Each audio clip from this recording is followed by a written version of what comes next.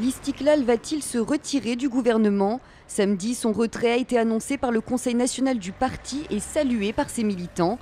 La décision finale revient néanmoins au comité exécutif qui doit se prononcer dans les prochains jours. Depuis les élections législatives anticipées de novembre 2011, le parti nationaliste marocain est pourtant le principal allié du PJD, le parti islamiste au pouvoir. Au sein du gouvernement, il détient 5 portefeuilles ministériels, dont ceux de l'éducation et de l'économie. Tout bascule en septembre 2012 après l'élection de Hamid Chabat à la tête de l'Istiklal. Ce dernier réclame une meilleure représentation de son parti au sein du gouvernement. Il exige par ailleurs plus de consultation et de coordination entre les composantes de la majorité. Face à l'indifférence du Premier ministre Abdelillah Ben-Kiran, Hamid Chabat adopte alors une position inédite, celle d'un opposant membre de la coalition au pouvoir. Sans le soutien du parti nationaliste, l'action du gouvernement risque d'être paralysée.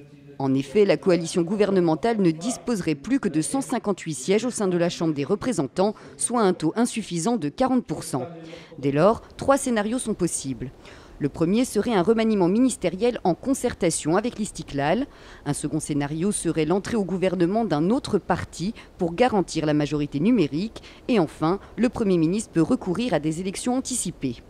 Le deuxième scénario semble plus improbable. En 2011, le Rassemblement national des indépendants, le RNI, s'était directement inscrit dans l'opposition, refusant de négocier sa participation au gouvernement.